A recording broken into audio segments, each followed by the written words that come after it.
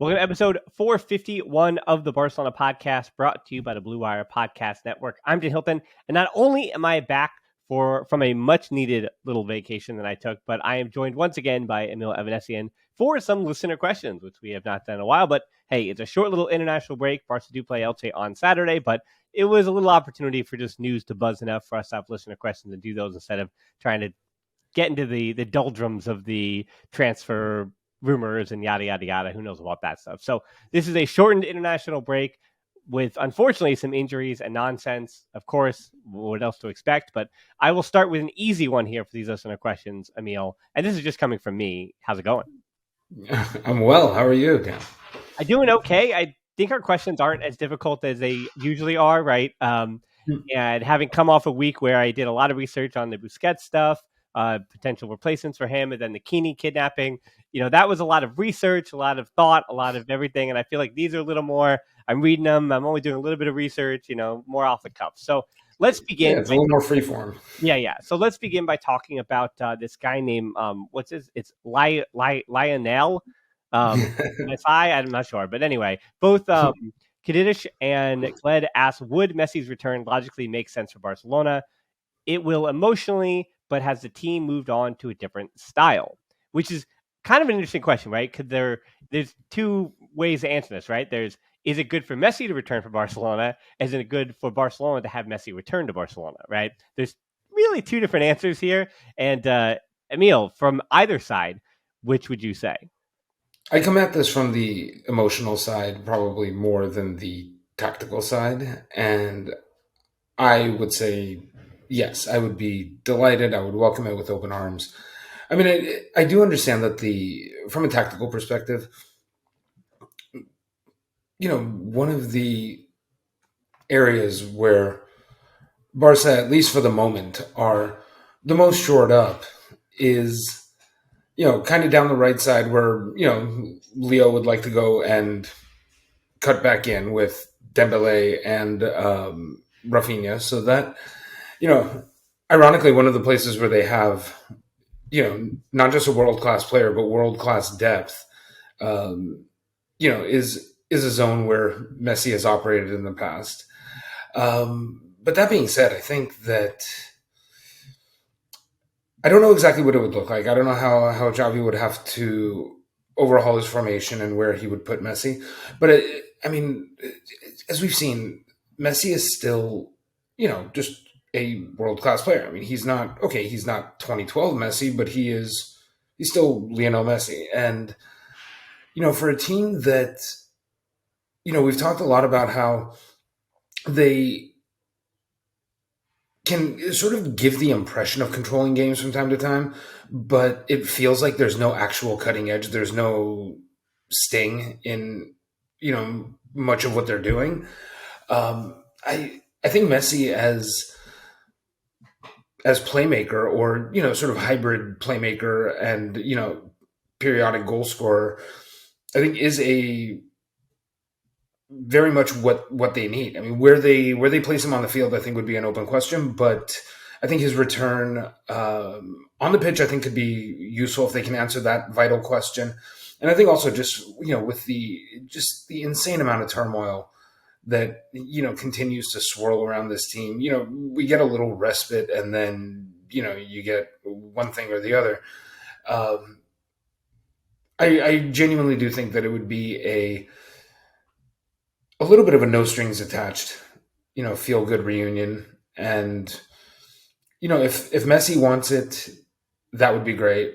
And because it's not like the season before he left, where he was openly talking about wanting to leave, but, sort of prevented from doing so.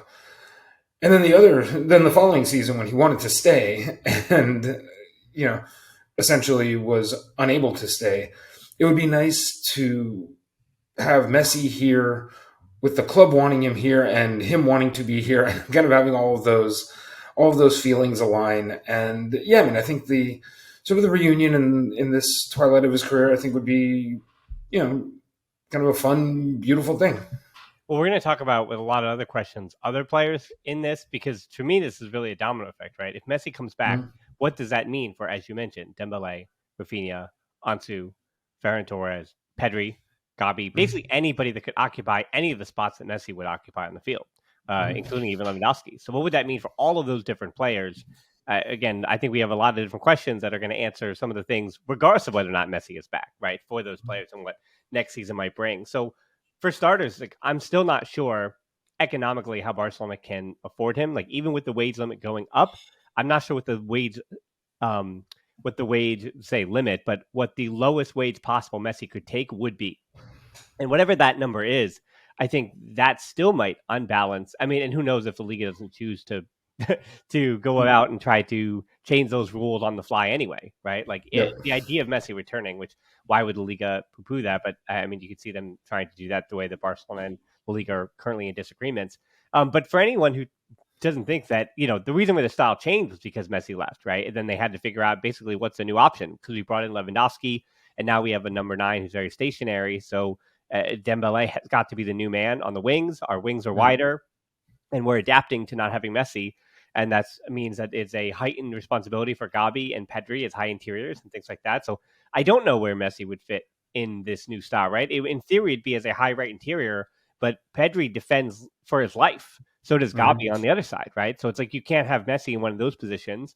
So then do you stick him as a false 9? I mean, that doesn't really work. They want, a stationary number 9 to play off of right now with Lewandowski because then again, you're selling Lewandowski, right? And then on the other side, on the right wing, you do have Dembele and Rafinha and Messi, and as we'll probably talk about throughout this show, that would certainly mean the end for one of those players, certainly Dembele and Rafinha, and then the other one, probably Dembele, would stick around, and he would move to the left wing, and then that means that, I mean, again, Ferran Torres and Ansu, they both might not have a future there anyway, but that means nobody else will be brought in. And then off the field stuff, I agree with you. Sentimental stuff says that would be great and all that. But it definitely, it would reshake that locker room completely. And you do wonder what the ability that team has to kind of elect new leaders and how slow that process has been and what that still might mean in Europe. We say that the injuries to the back line and that the team is behind Xavi and they are kind of turning over a new leaf when it comes to leadership and things like that. But, Messi's role in the team, if anyone who thinks he's just going to come in and, be a bench player or choose to be this guy on the sideline, no, he's going to come in that locker room. He's going to become the captain. He's going to become the main voice again. And, again, you're not losing Busquets for another year. So he's going to go right back to being his number 2.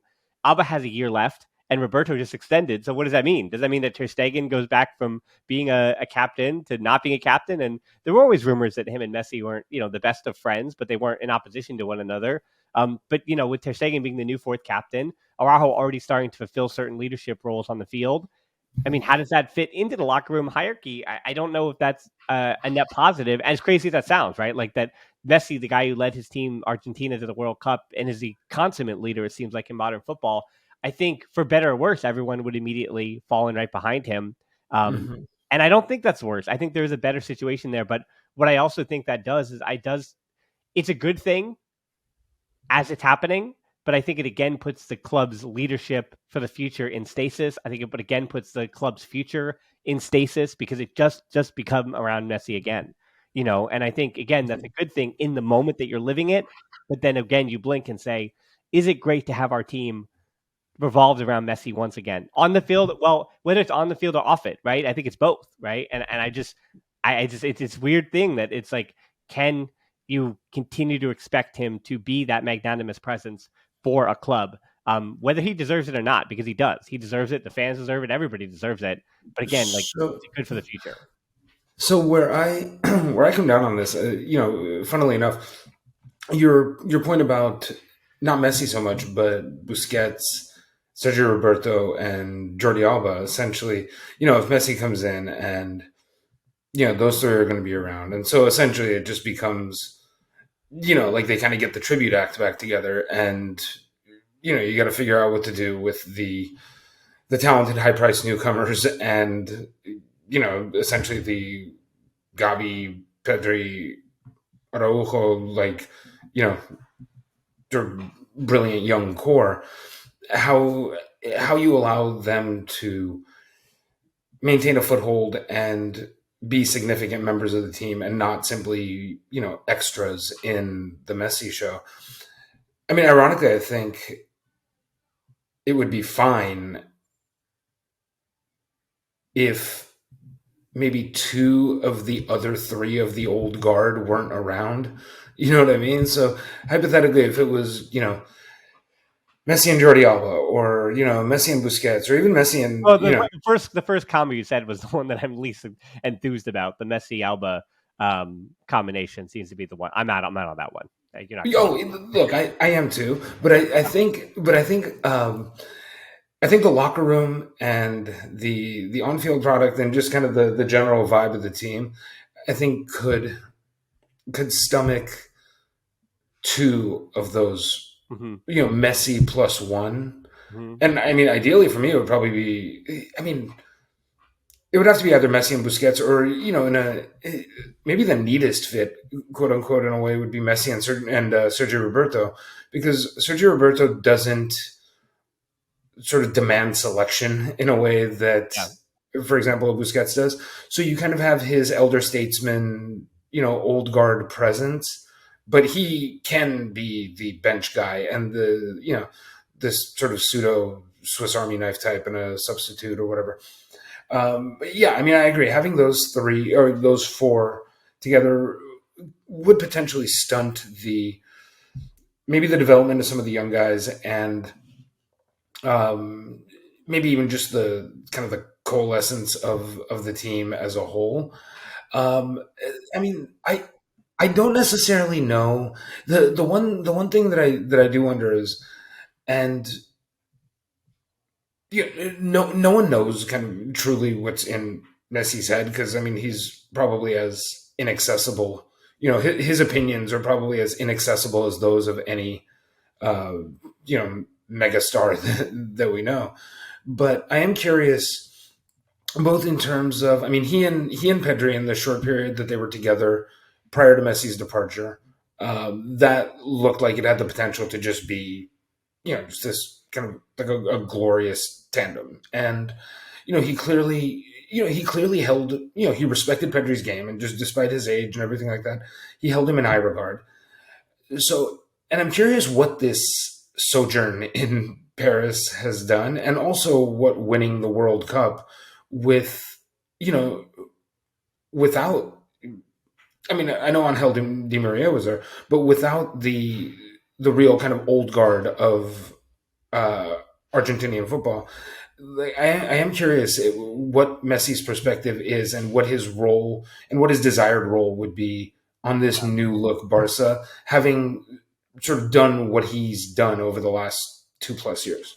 Yeah, I mean he'll be 36 in June, so it's like, I mean, yeah, I mean it's age, father time, waits for no one, and you do Yep. wonder, right? That we're gonna get that in a second about Lewandowski, but all right, we're gonna pick up the pace a little bit here with these questions. That was, I think, the big taste of the Yeah. main course there. But so, a question from Abbas: with the injuries piling up, should we be worried the league may slip from our hands?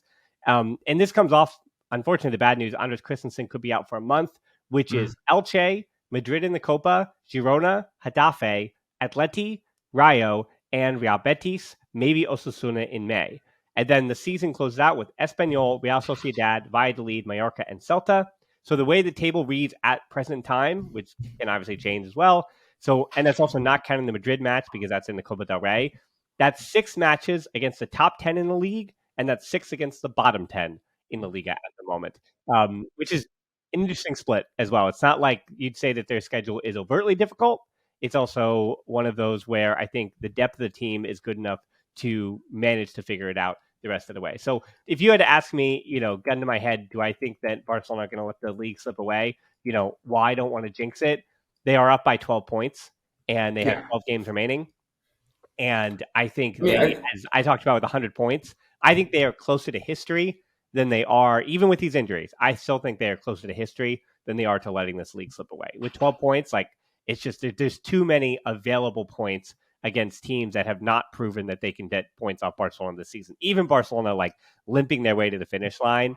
I think, like, that stretch of Atleti, Rayo, and Real Betis, like, I mean, that's questionable, but even that is like 3 L's is 9 points. Like, that's it. And then you have a stretch of, I mean, Osuna's tough too. So like 4 games, sure. yeah. Then you have Espanyol, and then Real Sociedad is tough, but then you have Espanyol, Valladolid, Mallorca, and Celta. It's like, then I mean, the way that Mallorca and Celta are, like, Yeah. they can give you a tough one, but again, like those are also not games that I'm, especially with the league that close, because again, those are your final two, Mallorca and Celta. So with a league that close, I don't believe that Barca can let it slip. No, neither do I. I mean, look, for example, what is it? So there's 12 matches left. Theoretically, if Barcelona, there's 36 points left to get. Um, if in these last 12 matches, Barca win 4 and draw 5, right? I mean, that would be awful. But that would still be 17 points tacked onto their 12-point lead. So, I mean, yes, theoretically, if Madrid went on an absolute heater, they could topple that. But no, I mean, they're not gonna lose an average of 1 point per match day. Mm-hmm. You know what I mean? And coming back against Elche is um, that's very fortunate. That's great. And well, the one thing that I was actually just looking at too. So in addition to the Copa del Rey, I mean, what could work in. I don't actually have a concern that Madrid are going to mount some sort of challenge or threat to this lead. But even if they were going to, ironically, I'm sure Madrid fans will absolutely love my saying this, but they have the Champions League to worry about, and there's going to be, they have to go away to Cadiz before the second leg against Chelsea, and they host Villarreal before the first leg against Chelsea, and it's you can see Madrid. I'm not saying that they're punting the rest of the season, but they are who they are. I mean, even if the title were up for grabs, they care more about the Champions League than they do about La Liga. So, I mean, it would not shock me if they, drop 2, even 4 points in those two matches. And, I mean, you figure they'll probably be okay against Celta coming off of the second leg in London. But, I mean, these are still, emotionally charged, and you don't know what happens in those Champions League games that could absolutely, either emotionally send someone, sky high or just, uh, so no, I don't think there's any realistic risk of that. Not least of all because I'm pretty sure that, in a moment of honesty, if you were to ask, Real Madrid, they'd probably say like, yeah, we've written it off. We're chasing the Champions League. Well, I think most likely in that Celta match that one of the best young players in Spain this year, in Gabriel Viega, is Yeah. likely going to have a great match against Real Madrid. Then they're just going to sign him in the summertime. Yeah, they're just going to leave $80 million in cash. That's likely what's going to happen. They're going to draw that match or lose that match. He's going to play great. Then they're just going to buy him for gobs of money again for Celta against their wishes. So next one, Fernando. Why will Barcelona win the Champions League next season, and why won't Barcelona win the Champions League next season? Essentially, one of the positives when it comes to Barca nearing European success, and one of the negatives preventing that from happening next campaign. Now, I feel like the reasons why they would win it, that's just an easy one. I think there's a world where they have one of the strongest and most balanced 11s in world football, and I think that's why they win it. I think you look at their top 14, and I can say that their top 14 can pretty much, when healthy, compete with anybody around the world, right? And in these one-off games in the Champions League, again, luck has not been by their side, but I think with the belief that Xavi has gained in that locker room, and when they're playing well on their day, especially with Dembele healthy, with Pedri healthy, then I think that's the reason why they can win it. And then the two reasons why they won't win it, my number one reason is that the opposite of that is that the team still doesn't have funds to survive one or two costly injuries, and one or two injuries just cost them, and they don't have enough to get to make up the ground for that because they, at players 16, 17, 18, the drop off is just too big depending on the position, and they can't replace certain players. And then part two of that is that Lewandowski's age does catch up to him. Like, he has 3 years left on this deal, and there is this world where who he is today, like, this is really the only Lewandowski talk I'm going to do, but there's this way that who he is right now and who he's been since the World Cup break, maybe that's who he is right now because that's who he's going to be. That's what happens to great goal scorers. Like, there is a not even a little bit of a drop off. There isn't like you don't ease into that slope. It is like a cliff. And if Lewandowski, it's a big if, but if Lewandowski has in some way hit that proverbial cliff, I mean, that's how Barcelona don't win the Champions League, because they don't really have that goal scorer, right? Like, you don't know there are those connections, of course, to Messi or to Vitor Roca, but I mean, Vitor Roca, to say, oh, he's the reason why he would come in and they'd win the champ. No, he would be bought to potentially back up Lewandowski, and he might even come over next year. Like, they might even purchase Yeah. him. But I mean, apparently he would be like a Kylian Mbappe from Monaco to PSG deal, where they agree to buy him the following summer. So they loan him for a whole Oh, year, you get him on a loan, and and then then you pay the you money. have to buy him for a bigger number the next summer, which is, again, not great business from Barca. But I think those are my reasons for why Barca can win the Champions League and why they wouldn't. I think it's as simple as that. That, like, if they have everybody healthy, they can do it. If they don't and they're not deep enough, then they can't. Like, they won't. There's too much of a drop off still, especially if they don't have the money in the offseason to fortify those 4 or 5 positions. And again, the extensions to Roberto, the extensions for Alonso, do make me think the club is already posturing and setting themselves up to not having the money required to reinforce the team. Yeah, so that makes sense. And so your rationale for why they could win the Champions League, I mean, I think, yeah, that makes a lot of sense. I mean, just 1 through 11. I mean, you can even say maybe 1 through kind of 13 or so. Yeah, this team can compete with anyone. This team, as currently constituted, can compete with anyone on their day. Um, Unfortunately, I mean, I think the reasons why they won't win it, the ones that I can come up with, are unfortunately kind of varied, and not all of them are currently reality, but they are varied and manifold and kind of and lingering. I mean, one is this team has had for years now. I mean, with the exception of recent Classicos, I mean, the last big stage game against top tier opposition that they won. Never mind that they played exceptionally well in and won. I mean, I don't remember what. I can't remember. If you take any, you take the Supercopa and these various Madrid games out. I mean, I don't know what that was. I mean, so there's that. I think there's that certain, like, that barrier, that whether both, I mean, psychological, or whether it's tactical, or some combination of the two, that needs to be broken down. And secondly, I think it's, we see stuff, you're reading that offers are going to come in for Christensen this off season. And as you said, before the season, and even early, the first, whatever, third of the season, when you and I spoke, we spoke of Robert Lewandowski as though this season and next were, him as a world class top 3, top 5 striker in the world, were effectively a done deal. It's more so the third and fourth years of the contract that you have to worry about.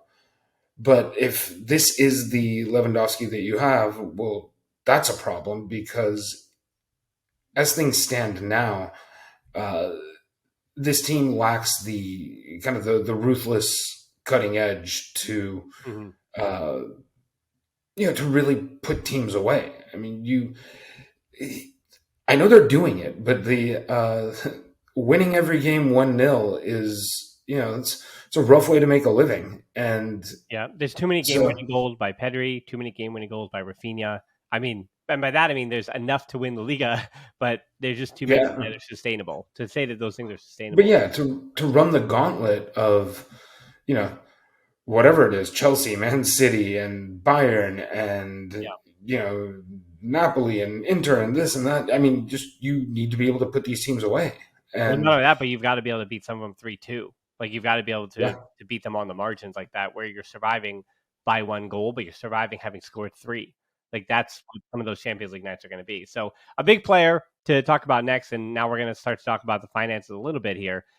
Xavier asks, how far away is Frenkie de Jong from fulfilling his price tag? And I actually, for you and me, I want to split this one apart and answer it twice. So, I think there's his price tag, which was around 86 million euros when he was signed, and his wages, which is reportedly the most in the team at 37.5 million with a 6 million euro bonus per year. Because I think when you're talking about 86 million euros, is he worth that price tag?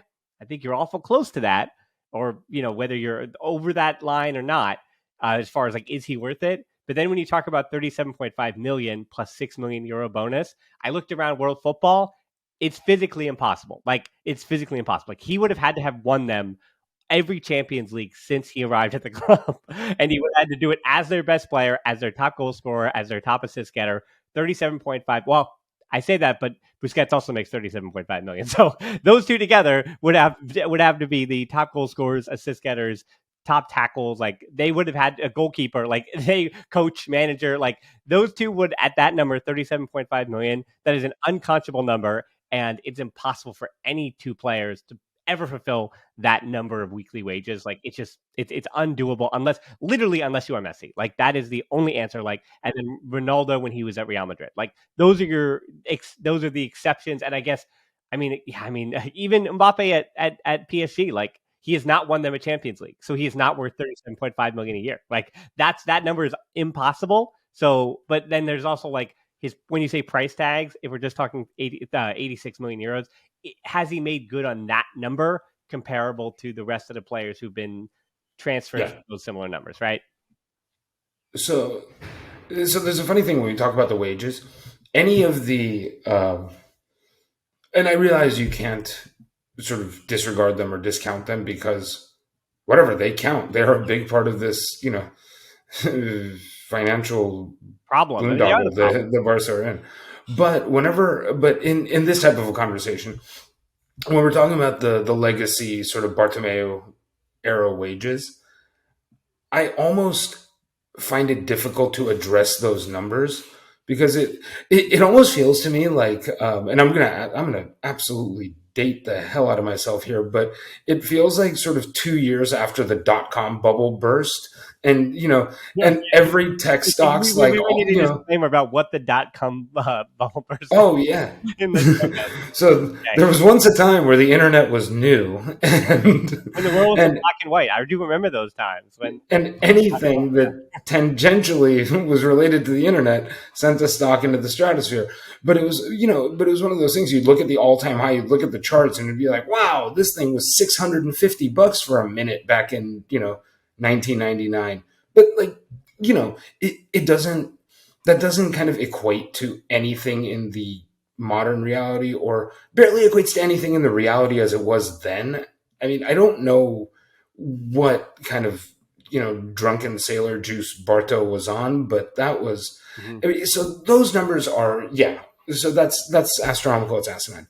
But the transfer fee, I think so. He's particularly this season, and now when you see him, I mean, he looks a lot like the player that not that we thought we were getting, that we hoped we were getting, and he's playing comfortably with confidence and very effectively, and and a lot of times it's when you don't think of a player a lot during the flow of a game. Now sometimes it's because they're being marked out of a game, or they're playing anonymously. And other times it's just because they are almost washing over the game, and they're flowing with it, and they're just doing everything that needs to be done without necessarily, making your eyes pop out or calling extra attention to themselves. And I think he's exactly that kind of player. He's what was advertised. You know what I mean? Like what he's doing now is what it said on the label when they brought him in. And I think he's great. Yeah, it's difficult though because this is year 4, so it's like if you had asked me this 2 years ago, the answer probably would have been no. If you asked me this now, I mean, especially when he was basically pushed out of the club because of his wages, not because of the price tag, but because of his wages, pushed out of the club in preseason, and then fought his way back, said I'm not leaving, even at my number. And again, if he's I think I look at that price tag and say, what if his wages were different? Because if he's on 11 million a year or 12 million a year, then of course, like he's worth it. Yeah, I say he fulfills it, but because of those numbers, I don't know. But okay, so Peter says injuries have severely limited the upside of this team this season, which seems shocking because one of the first things Xavi did when he arrived was to revamp the medical team. Now it has been over a year since the new medical team stepped in, and we have a big sample size. Do you think that we can say they are an improvement over the previous medical team? Now, Peter, the tough thing about this one is that Ricard Pruna, who I had mentioned, He returned to the club with Xavi in 2021 after being, we'll say, pushed out. But he was Mhm. pushed out in September of 2020. So there was actually more overlap under him as the medical leader than you think. Like he had most of Dembele's career as well, right? So Yeah. Dembele finding renewed himself or to getting over these injury woes, that being Dembele, he both got hurt and couldn't figure it out under Pruna, and then he got healthy and figured it out under Pruna. So it's like the medical team is kind of very, very similar. The only thing I will say, though, and yes, I was mostly on vacation, but I did talk to one of my great friends I mentioned on the show before, who he works as the sports science data doctor at a state of the art sports lab for a huge college football program, which is Mhm. the money in that is as similar to, and sometimes in a lot of cases more than professional football teams, like especially in Europe, right? So he is working in cutting edge technology here. And we were talking about that, about the role of data and science and the relationships between the coaches and somebody like him in his position. Again, trying to use sports science to kind of convince the coaches of certain things of what to do with players and the like, Mhm. especially on the muscle side is where he is with soft tissue and things. But, I think what he kept bringing up was that, as much as you can have a state of the art system where you can be the leader in these spaces, there is a constant push and pull between coaches and the medical staff, and that is like a constant fight. And what Mhm. it sounds like is it wasn't a revamp of the medical staff, of their positions, their beliefs, the reports that they had read, the sports science that they're trusting, because different staffs trust different numbers and things like that. But it doesn't sound like that has changed. It just sounds like Xavi is a bit more open to the idea of allowing Pruna to kind of just be the guy, right? Because Pruna was Mhm. kind of this big figure when Xavi was coming up. Like Xavi as a player put trust in Pruna, and I think you're seeing that continue, right? And it isn't necessarily even that Setien and Kuman. I mean, Kuman I think is a little less trusting. He's a bit more old school. He's a bit more, like what the coaches I kind of had growing up, which was like they would smoke cigars in their pickup trucks, like when I played baseball, like in between at Yeah. bats, right? So it's like Rub some they dirt were on not it and just. right. They were not like these, I did not put them on a pedestal for health, right? Like they were not about that. So, but there are, I think, in especially modern football, I think Xavi is trying to be a much more like modern manager in that way, and trusting his sports science, trusting all that data. And I think it just is kind of unfortunate that three of your most five important players, that being Araujo, Dembele, and Pedri, are injury prone. Like there are players Yeah. who, over the course of their careers, that they just cannot stay healthy. And those three, unfortunately, are three very, very good, very, very important players who just are not going to be able to stay healthy. Like I know Raul's healthy now, but he won't be. Like every year he misses between 5 and 8 matches, and it's just you have to mark that down. I think Yeah. Pedri's almost the same way at this point, where you have to say in a healthy year he's going to miss between 5 and 10 matches in the course of 50 matches or 45 matches, whatever the full slate is. Like he's going to miss those, especially when you play him so many minutes. And then Dembele is the same way. If he's a important every game starter, central figure of your club, he's going to miss between 8 to 12 games a year. Like it's going to happen for all three of them. And that's why your team has got to be deep enough to survive the injuries to really crucial, important players, regardless of what Bruno wants to do. I know I didn't answer the question at all, Peter, but I think that's just the nature of it. Well, I mean, to answer the question, I think let me know if you agree. I mean, I think the the really unsatisfying answer is, I mean, there are so many variables that go into player injuries and things like that that I don't know. It's easy when when one team guys are always getting injured, particularly if they're getting re-injured. It's very easy to be you know to point the finger at the medical staff because yeah, I mean, ostensibly their job is to keep these guys intact and upright and playing. Um, but I think it's like you've said. I mean, on the one side, yeah, there have been injuries this season. I feel like it's less of a sort of horrifying walking wounded situation, but the three that you mentioned, um, it's not weird for a football team to have three players injured at this time of the season. It's usually the case. I mean, usually you have Yeah, between three and the, seven players yeah. are injured, and at this point, most players are carrying small little knocks of any The kind. problem is that these are arguably your arguably your three most important outfield players, or three of your four or five most important. So I mean, as we were talking, I came up with the obligatory NBA comp, but I mean, it's almost like, if you had a lineup of, well, I mean, you look at the Lakers, it's like Anthony Davis and late period LeBron, just that Yeah. if you get 65 games out of each of those guys, and whatever, throw Joel Embiid in there too, I mean, but it's great when they're all there, and you hope that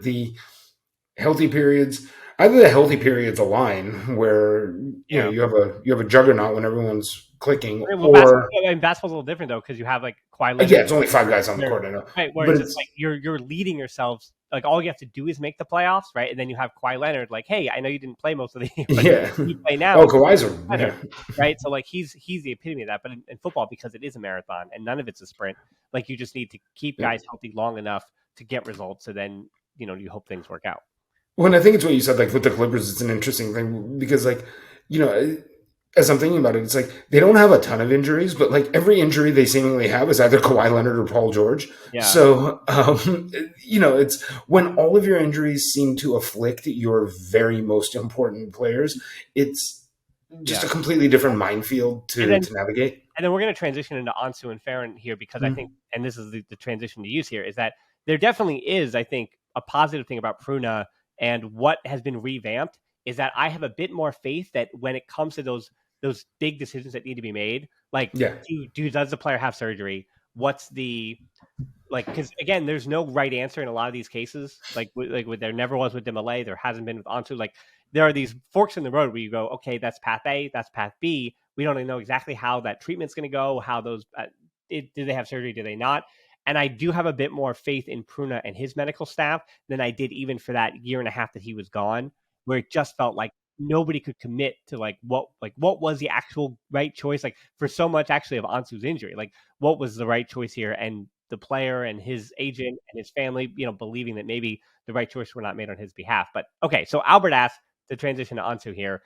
What are we honestly going to do with Farron and Ansu? There doesn't seem to be an opportunity for them to get any minutes that would allow them to reach the levels of confidence everyone is hoping to see. Jose also asks, where in the world is Ansu Fati? Why doesn't the staff trust him anymore? I'm going to make you answer the Farron Torres part. I'm going to answer the Ansu part, and then you can add to that too. But for Farron, yeah, we don't need to go there. We've done it before. But for Ansu, and this week he's obviously in the news because it's the international break. Why would he not be? So it continues to be, to a point where not even from the outside, people asking about Ansu, but internally as well. Matteo Lalamani on Monday, or that being yesterday, meeting with the player's father, Borde Fati, at the Camp Nou or at the Ciutat Esportiva. So a meeting also had come to play last week with Jorge Mendes, which is his agent, and it has been leaked that he has been offered to several players in several teams in the Premier League on previous occasions. Ansu has kind of buckled down and said, no, I want to stay at Barca.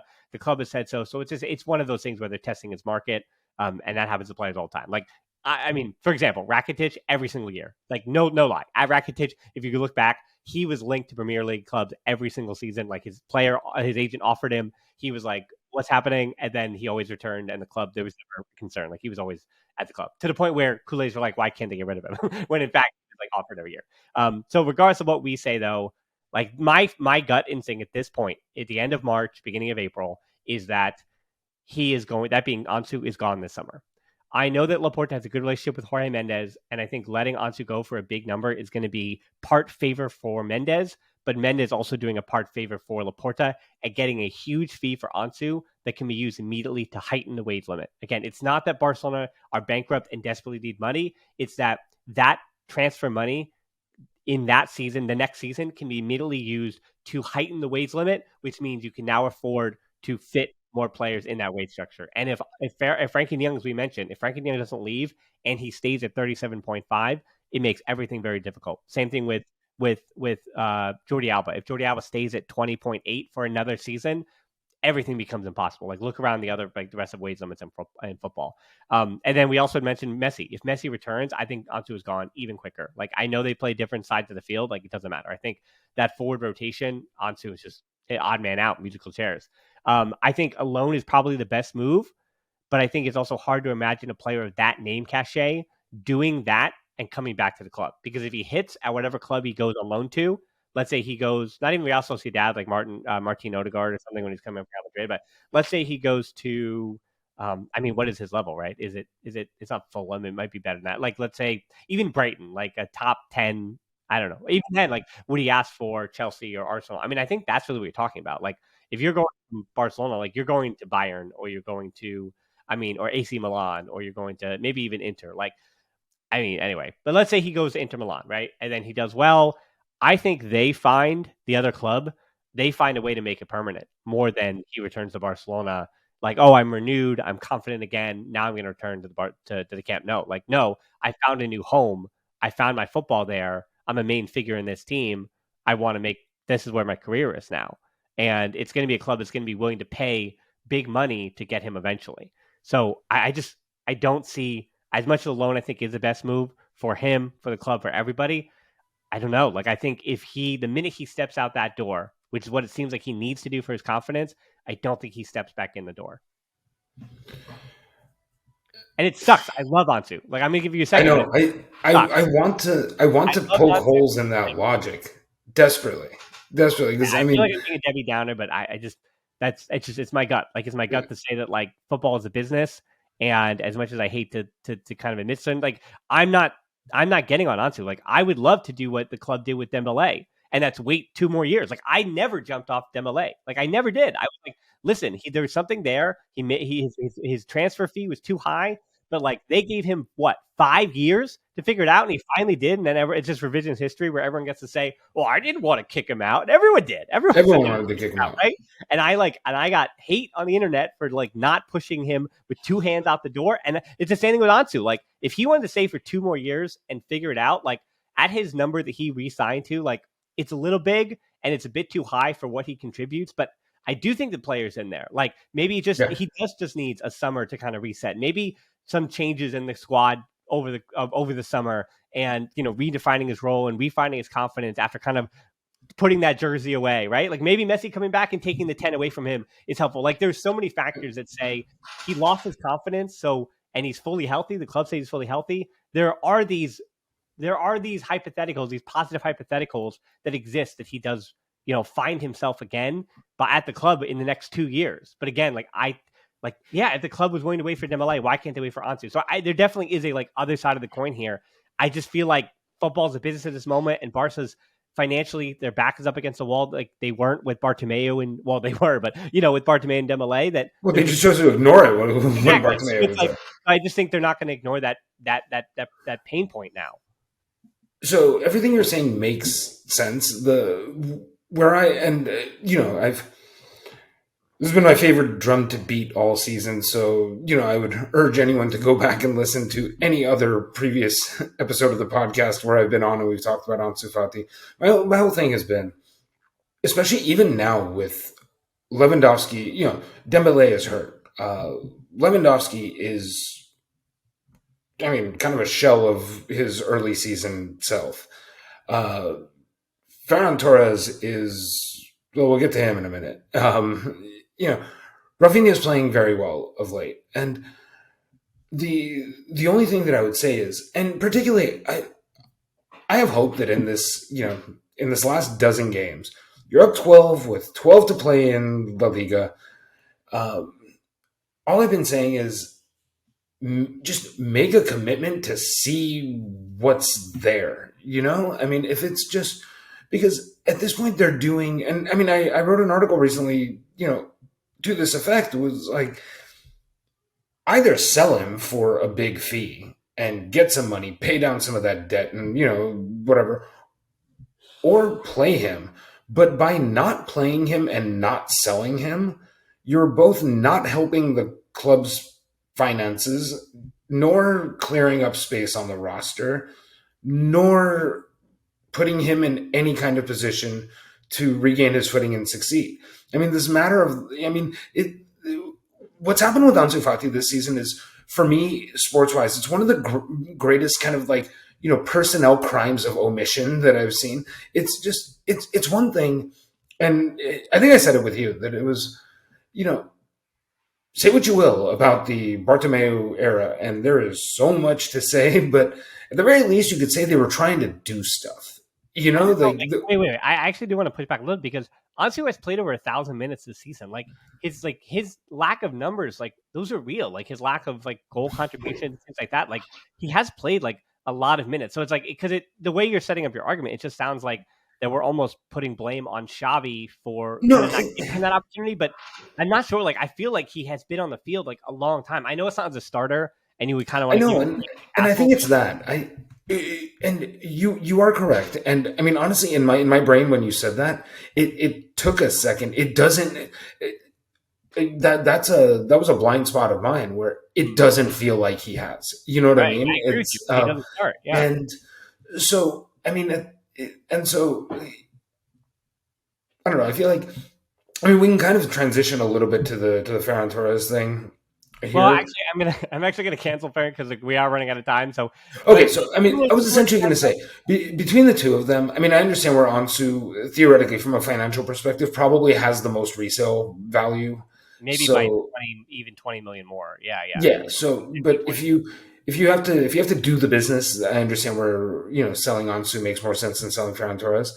But I mean, I think get rid of Ferran Torres. I would make every attempt to maybe replace Ferran Torres with someone else and give Ansu some of those minutes, and whoever you replace him with. I mean, ideally replace him with like a Luke De Jong type, just sort of a bench attacker who can kind of sop Well, up some selling, minutes. selling Ansu over Farron also means because he's an academy product, you get all of that. Like that comes right to you. It's not. Yeah, yeah. There's no. Yeah. So I mean, I don't know. I mean, the case that you laid out, it sadly Yeah, makes logical sense. My hope is though that Ansu can Ansu is a regular. I mean, if not every single match, is a regular starter. Um, for the stretch run, and but just a regular consistent starter where you have an idea of you're going to be on the pitch when the clock begins, and you sort of can prepare for a match that way. Because in the absence of Dembele, and with Lewandowski looking how he looks and Torres looking how he looks, I mean, none of there's no excuse to not start him and give him some serious run. yeah. Well, yeah. Panchu asks, kind of on the topic of a big sale, as we kind of keep this going. People are saying Farron and Fati, which we already just talked about here. Mm. But the interesting thing is, again, as I mentioned, economically, it's kind of going back to this. It's still Frenkie de Jong as that quote unquote big sale because this is shocking to me. Pedri, Christensen, Araujo, Gabi, and Roberto, those five players together equal de Jong's wages. Or if you want to do it another way, Ansu, Dembele, and Ferran Torres. Again, together, those three, Ansu, Dembele, and Ferran Torres together is Frankie de Yeah. Jong. So, that's how shockingly high Frankie de Jong's wages are in comparison to many of his teammates. Again, Pedri, Christensen, Araujo, Gabi, Roberto, all five together is the same I number. mean, And then, yeah, I do always wish. I mean, I wish there was sort of a sort of contract restructuring type of thing, like what NFL teams do all the time, where you could just effectively give him a long term extension, but just cut his salary in half or by 2/3. Because I mean, again, that number is sort of it's this horrible ghost from a completely asinine yeah, fever dream that yeah. just refuses to go away. Around the rest of world football, like it is an absolute albatross. Like you think, oh, Man City throws tons of wages at their players, but they have huge sign-on bonuses and different things like behind the scenes. So Kevin De Bruyne, who makes like 20.8 reported, we obviously know that number is much higher behind the scenes in a way that Lewandowski's 20.8 up front is 20.8, and Jordi Alba's 20.8 is 20.8 up front. Same thing with Busquets at 37.5, which is again the same as Frankie de Jong. So speaking of Jordi Alba, by the way, this is glass half full about a big sale, right? Because Jordi Alba won't feel like a huge sale because of his age, because of the way that he is no longer even a starter. Balde's a starter, but he is third on a team making 20.8 mil. So he is a huge sale with 1 year left on his deal in terms of like financial relief for next season. And he is also, whether you want to admit it or not, he is a club legend. Like by you, I mean like Usteda, it's like everybody. So it's one of those things where fans are like, how is Alba a huge sale? But I can promise you the club around the club's PR, the club itself is going to say this legend is leaving, a captain of the team, changes in the air, right? It's going to be this whole fanfare and this whole something because of what he's meant to Barcelona. And that's what so they're going to say it's a huge sale. So there's this glass half full where fans are going to be like, oh, we made a huge sale, but it was just like a club legend leaving in Alba who was ready to go, right? And I mean, I think that's glass half full. But then for the rest of it, I ask whose exit economically actually helps. Like, and that's why I mentioned De Jong and Alba at his number for 1 more year, of course. But like even Rafinha, he came on a pretty big transfer number. And I think another team just matches that. It doesn't like, I don't think he's done something this year to make another team pay more than that transfer fee. And he's on 12.5 mil a year, which if you wanted to like say go to Chelsea, he'd fit as fourth in their salary structure behind Sterling, Koulibaly, and Reece James. So believe it or not, like again, the Premier League teams pay more in these bonuses and on the back end stuff that doesn't really get reported as part of the wage limit in a way that Barca's players don't because of like financial transparency that's required in the Liga. So like Rafinha in other teams' wage structures would actually be like top third of every Premier League team. Like when I looked at it, but the way he fits in Barca's wage structure, like getting rid of him doesn't really give Barcelona, believe it or not, like that much financial cushion. Like again, their big thing is getting that wage limit up based on their revenue. Like that's why, again, before the last 2 seasons, Real Madrid and Barcelona, you know, Bartomeu had so much wiggle room to hang himself with pre-COVID because those 2 teams and their revenue is just so astronomical. Like again, like the revenue that Barcelona brings in affords them the wage limit that they have. So it's like if their wage limit, if their revenue, let's say, goes back to close to $1 billion, like the wage limit that they're at 12.5 mil for Rafinha, again, fits in a reasonable structure based on a club bringing in that kind of revenue. And as I've said many times, like when you go down the rest of the roster too, selling Eric Garcia and bringing in Inigo Martinez for like 2 million more. So Eric makes around 5 or 6, and then bringing Inigo Martinez in for like 8 mil. I mean, that moves the needle a little bit in terms of like the quality of your squad, but like that's not a big sale of Eric Garcia, right? And then as we kind of talked about, you mentioned like you sprinkled in here Christensen and those rumors about is he going to stay or go and like getting offers for him. And that's interesting to me because selling Christensen or Koundé would get you a really nice transfer fee. Like those 2 more than I think anybody else gets you a big number. But again, with depth already being an issue, especially on that back line, I mean, and who knows what Barcelona's going to do at right back, I wouldn't part with either of those 2 players in the offseason. Like I would desperately try to hang on to them because I think the wage bill will actually recover and the club won't need to think twice about like selling those players, right? I think those are really like Pedri is not going anywhere, and the Gabi to Bayern Munich and Gabi stuff, that is the English media taking something and running with it. Like he is saying, look, the Athletic is having an absolute field day with this. I'm stuff. Disappointed in them. If we're calling out by name, I am disappointed a bit in the Athletic because they have a lot of great stuff, and a lot of their writers are fantastic. A lot of their content, Tifo, like a lot of the ways in which they branch out, like. There are so much of the news that I get, podcasts I listen to, and stuff I receive is connected to the Athletic. It would be an honor to be connected to the Athletic, but yes, I'm disappointed in some of their like opinion pieces that are being able to go in the same directions. Like I feel the same way about in the United States, like about the New York Times and things like that. Like you can say like, hey, we're respectable journalists and we try to report on this, and then you read an editorial piece or an opinion piece. And the op-eds and just heck, who greenlit this? And I feel like you're absolutely right. As Athletic, it's like that sometimes. Where it's like. You know, like, do not like, why are you letting editorial go in this direction? Like, I know it's creating clicks and I know why you're doing it. You have to do it because you have to create the clicks. And like, as I've said many times, like, I am nothing. I'm a podcaster. I'm a talking head who just has an opinion and doesn't have any, I don't speak Catalan. So I have no inside connection on the club other than like a few like connections or pieces I have that, again, news I have does not affect anybody. Like, I don't know anything about Messi or anything like that. But I mean, I try to uphold myself to a certain standard and don't pop off about certain things about other clubs. But like, I agree. It's a little bit frustrating, but there's a little aside there. But the final point there too, to ask about Frederick, I'm going to wrap that up as you kind of also respond. Is it wrong to say that Christensen has been the best defender this season? So that's a little food for thought there as you go to answer this thing about Christensen.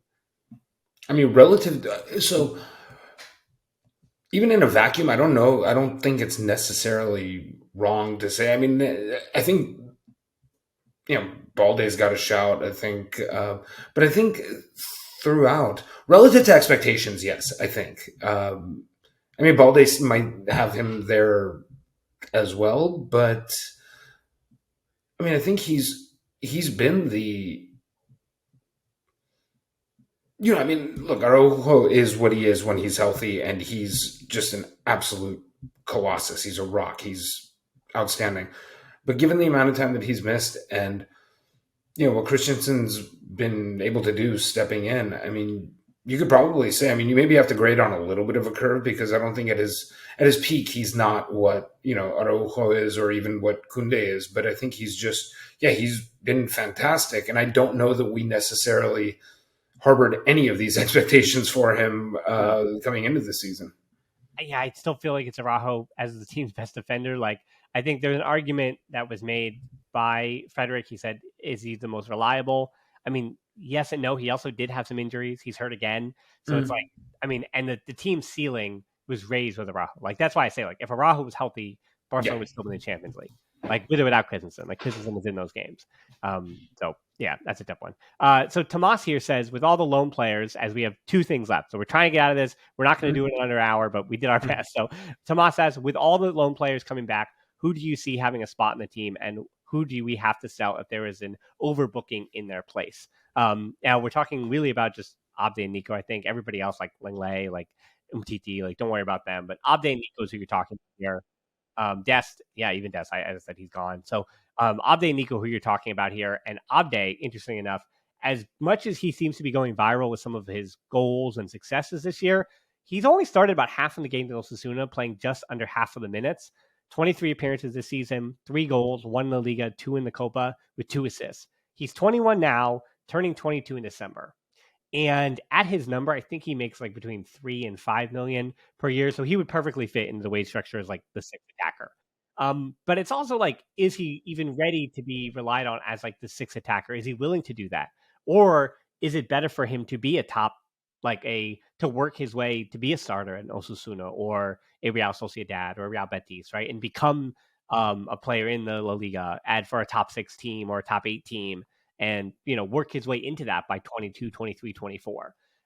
So I'm not sure if he's ready. Like, people say he's ready, but they say he's ready based on clips. And I watch full games, and it's like he does the dribble thing, he unbalances the opposition, and you have to say, yeah, if he had more clinical teammates, then he would create more opportunities. He did it at the World Cup as well. Like, he was fantastic in these individual moments. But there's also this world where he doesn't make the most of those individual moments, which happens a lot. There are a lot of games where he doesn't make that viral dribble or that moment that unlocks a game. And then you're like, well, what is he contributing? Right. I think at this point he goes, unlike the opposite Rafinha. I think Abde can almost go too long still as a young player between having an impact. So, I mean, I think another loan would be good for him next season. I don't know how he comes in and overtakes, like, you could argue, oh, but he's been better than Ansu and Ferran Torres, but like his numbers are pretty similar to what they're doing even this season, and the expectations are like, again, he's also older than Ansu, so like, right, so it's like numbers wise, even though he's played less first team football. And then the other one is Nico, and I asked the question at Valencia going into that loan: can he dictate the tempo of a game? Can he learn that skill? Can he adapt to that? And my answer, watching at Valencia, even though he was hurt for the last 2 months, it continues to be no. He's a runner. That's who he is. He is somebody that presses well and makes space for others. And unlike the early days in the academy, even to like the U16s, the cadet Oz, he would always play up, but he always seemed to have an ability to play these long balls. To his short field passing was great. His goal scoring threat was there, even if it wasn't a big number. He still made things difficult in the final third, but he's no longer really a standout player on the ball anymore. Mm-hmm. Like, he is this thing, this cog that fits together in these systems. And again, he runs for other players, but he runs for his pivots.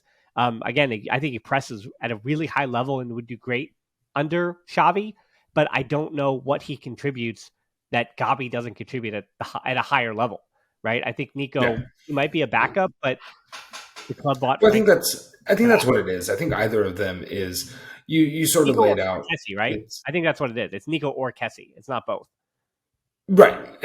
But in the case of the two returning loanees, it's either your sixth attacker, you know what I mean? Like a bench option, and I mean, maybe up front,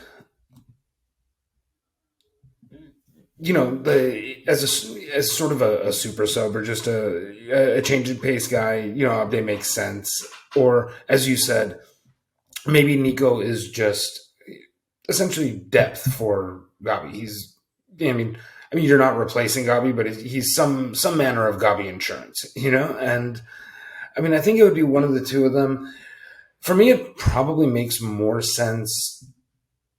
Oof, God, I don't know. I've been underwhelmed by Nico a lot this season, so I would say Abde, but I wouldn't feel delighted. I mean, listen, there is a world where the club does sell Ansu, and then you're like, okay, well, there's not that much happening on the left, so you do need that player. But again, I also look at, not saying there's a certain player in particular, but there's Astanis Pedrola.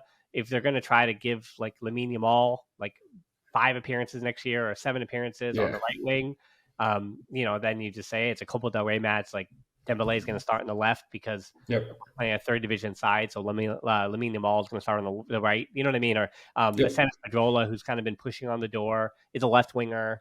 I think he's been just as good as Abde was for Barca Athletic, and he has been this year. So I think that if you're looking for 8 games, right, 10 games as the backup left back, then that'd be the case, right? Because again, I don't think Darren both leave. Then again, Dembele's ability to play on the left side, because there are questions on how are you going to forward with Dembele and Rafinha both on the right.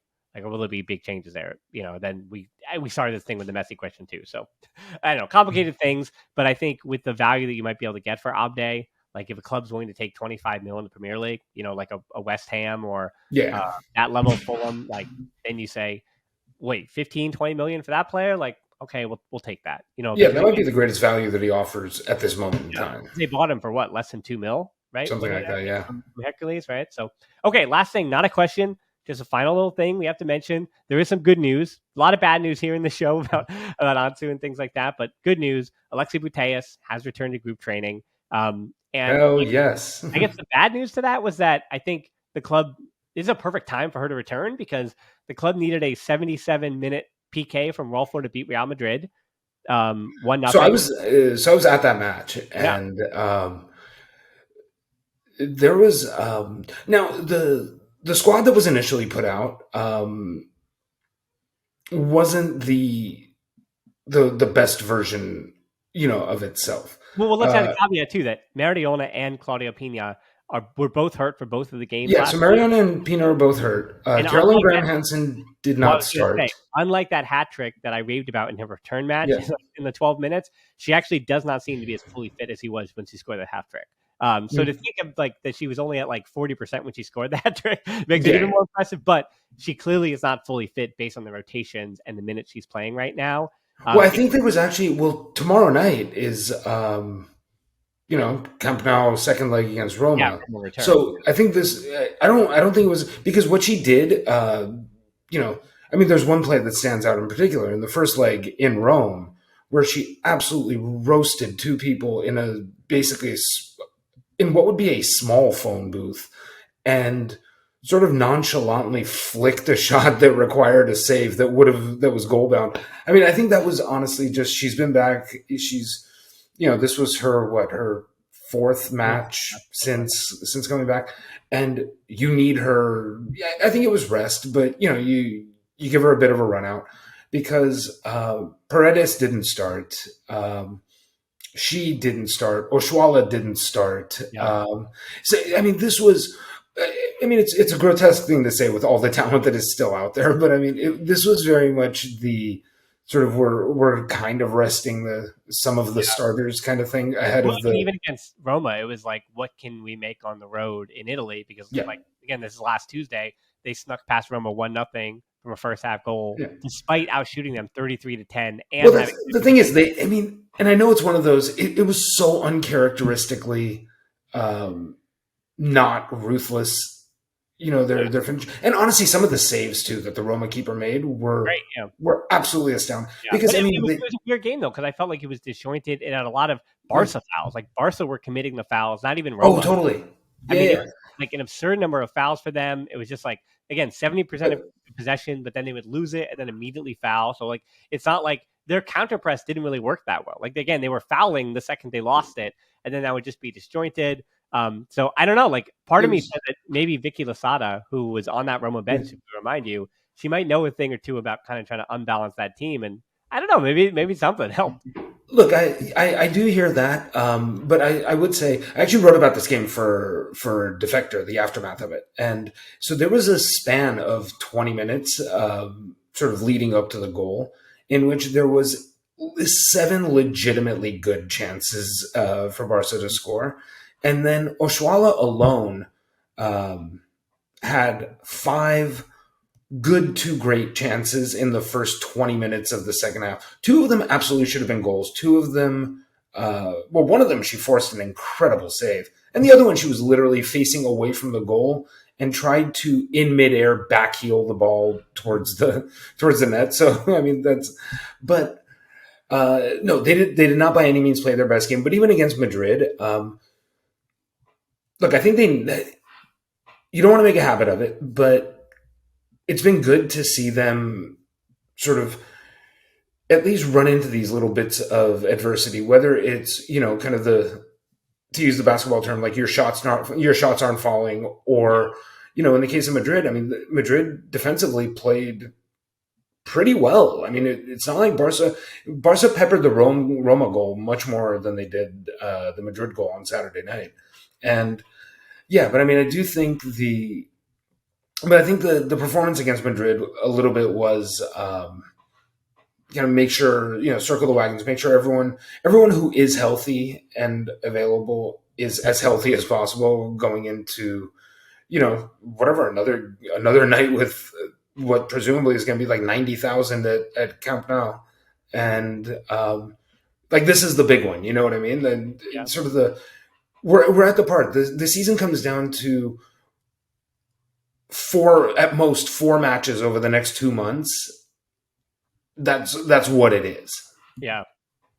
Yep. I mean, you don't want to lose the home, the league winning streak, which is 58 or whatever now. So, I mean, obviously you don't want to drop a league game, but it comes down to this second leg against Roma. Presumably you go through semis against either Chelsea or Lyon, and then whoever in the final, assuming you get there. It is a Lyon rematch again. That's one big. It's one of the 2 finalists, either the team they beat in the final or the team that they've lost to in the other 2 finals. Exactly.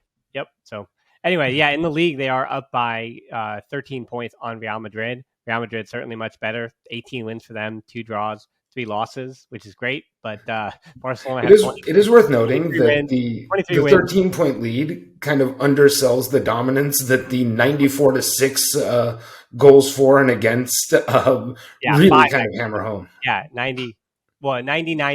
So 99-5. I'm sorry. Yeah, 94 is the point. When I think for the whole season, they're at something like, what is it? I think it's like 134-12 or something in all competitions. 12 goals. My goodness. All right, so that'll wrap it up for this edition of the show. You follow him on Twitter, the show notes below. If you're still with us, again, you know where to find us: Twitter, Instagram, TikTok. So again, these listener question shows always take the longest, but it gives us the most material. And if you're following us on TikTok, it definitely gives me the most TikTok. And thanks for my editor, Anise, over there for helping with that stuff. So a lot of different stuff to pick from this to use over there. So we're on YouTube as well. I do plan on having something probably tomorrow. Likely on Ansu Fati, or at least some news of the day, things like that. So look out for that on the YouTube channel. Then Patreon is how I keep making these shows. Few new patrons, as well as a few new people in Discord who also join the Patreon page. So really appreciate the people who have continued to join in, as hopefully again Barcelona are looking to win some trophies, and the buzz about Barcelona continues to build up after what was probably a pretty negative 2 or 3 years. So it's been exciting this season for sure. So thanks so much for listening to the show. Until next time, we'll talk to you soon. And Forza Barca. Forza Barca.